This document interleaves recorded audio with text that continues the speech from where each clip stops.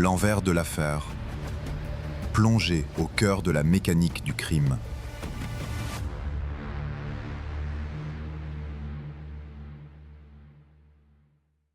L'envers de l'affaire. Saison 29. VCAP. Le tueur dans le tueur. Épisode 1/6. Soirée macabre à Anchorage. Le 1er février 2012, l'hiver écrase Anchorage sous une lumière froide. Dans la plus grande ville d'Alaska, la nuit tombe tôt, très tôt. Les routes sont couvertes d'une neige sale tassée par les pneus.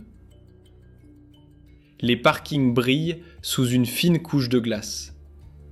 L'air est sec, mordant, brutal. À cette période de l'année, Anchorage vit dans une pénombre presque permanente. Et pourtant, la ville continue.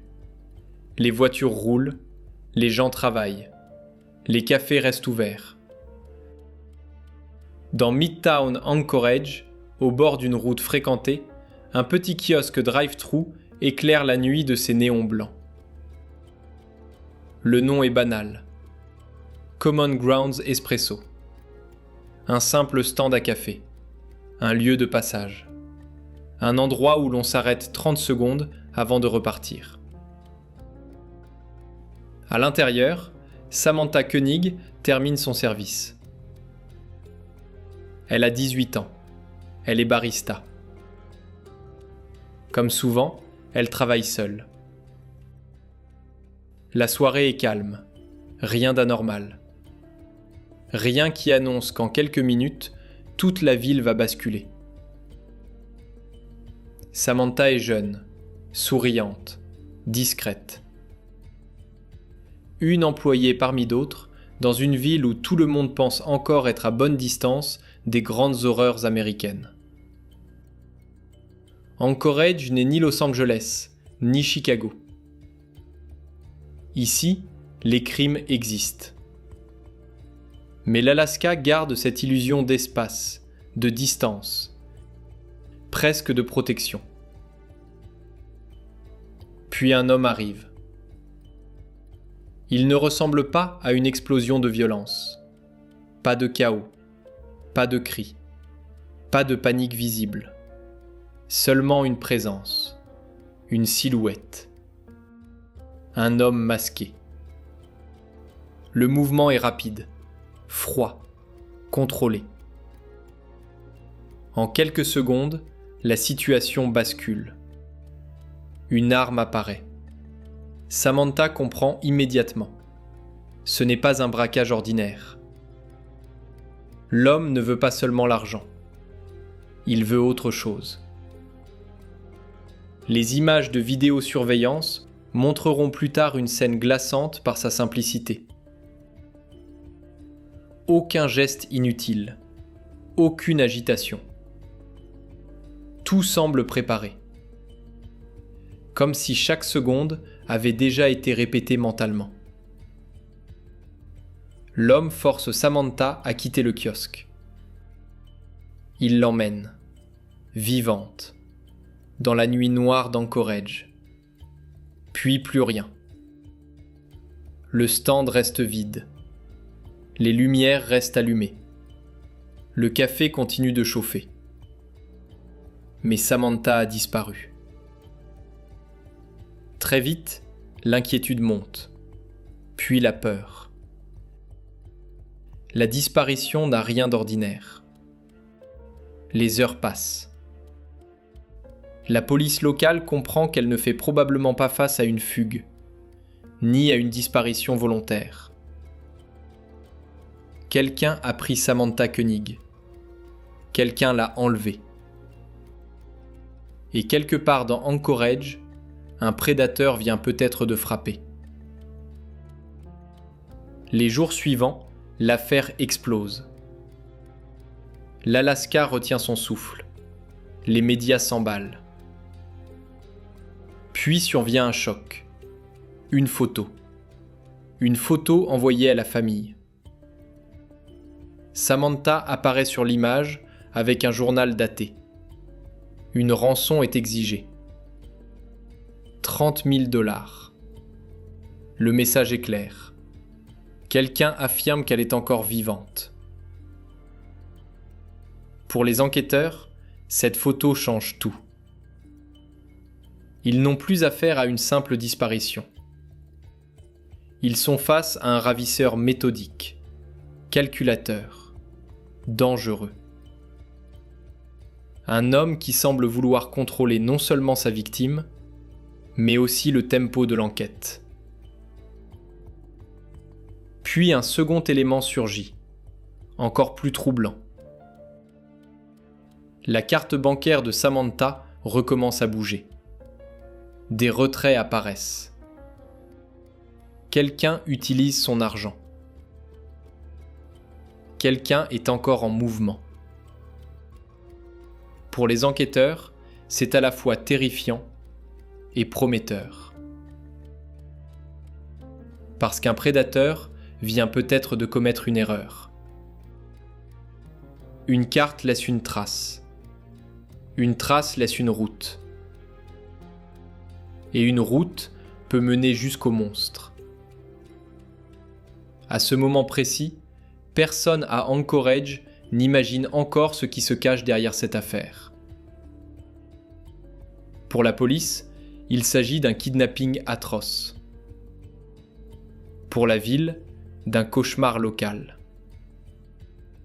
Pour l'Amérique, d'un dossier parmi d'autres. Personne ne le sait encore. Mais dans la nuit glaciale d'Alaska, ce n'est pas seulement une jeune femme qui a disparu. C'est une porte qui vient de s'ouvrir. Une porte vers quelque chose de bien plus vaste et bien plus sombre. Épisode 2/6. Un énième tueur compulsif derrière les barreaux. Pendant plusieurs semaines, Anchorage vit au rythme de l'affaire Samantha Koenig. Chaque heure compte. Chaque retrait bancaire est analysé. Chaque transaction devient une piste. Rapidement, les enquêteurs comprennent une chose. L'homme qui a enlevé Samantha est en mouvement. Et pas seulement à travers l'Alaska.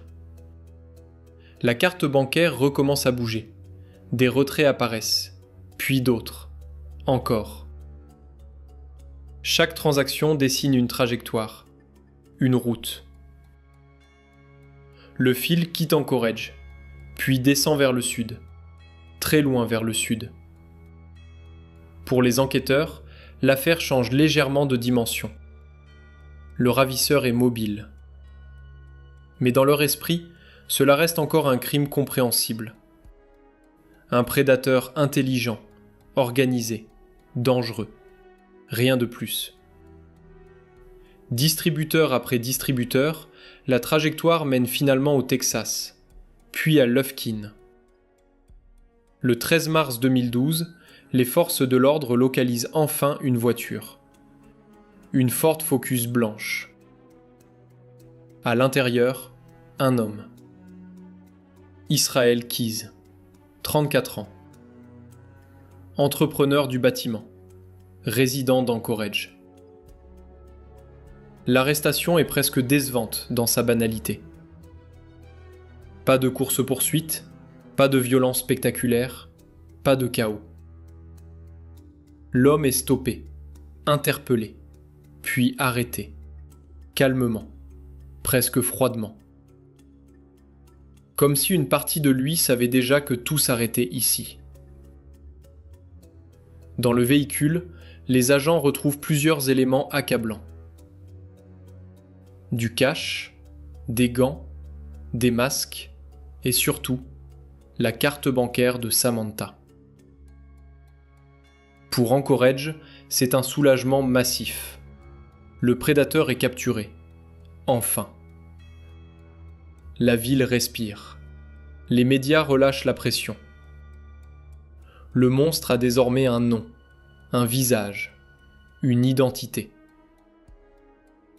L'affaire reste atroce, mais elle semble soudain compréhensible.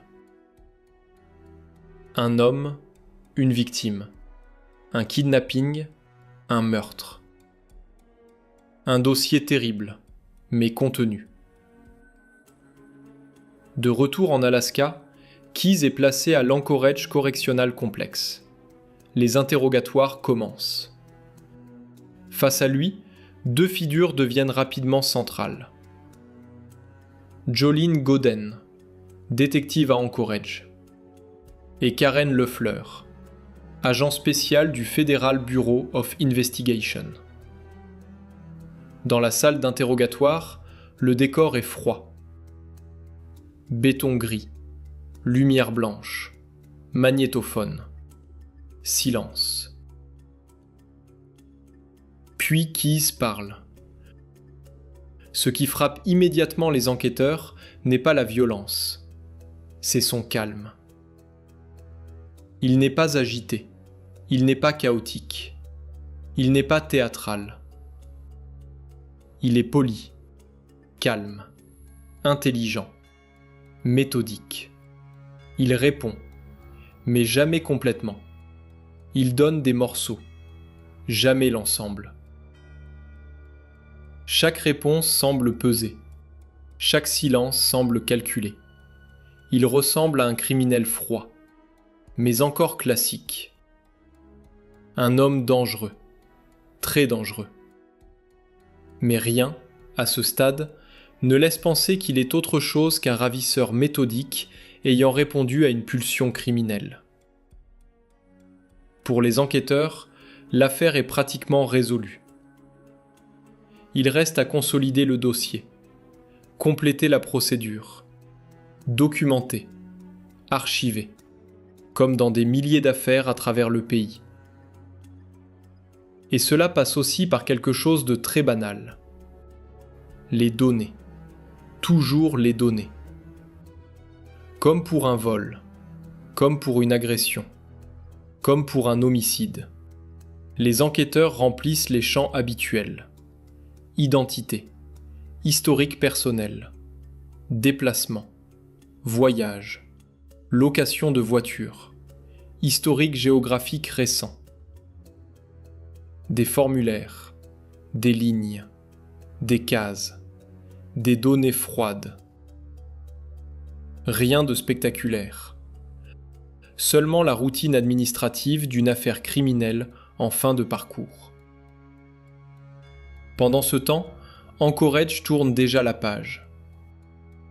La ville reprend son souffle. Les voitures roulent à nouveau. Les cafés restent ouverts. Les gens recommencent à vivre. Mentalement, l'affaire est presque classée. Le monstre est derrière les barreaux. Le pire semble derrière eux. Personne ne le sait encore. Mais parmi toutes ces lignes administratives, remplies machinalement par Jolene Godden et Karen Lefleur, une donnée en apparence banale va bientôt tout faire basculer. Et à plus de 6000 km de là, quelque part dans les bureaux du FBI à Quantico, une machine silencieuse s'apprête à voir ce que personne à Anchorage n'a encore compris.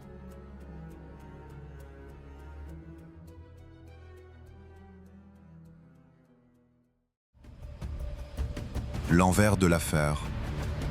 Plongé au cœur de la mécanique du crime.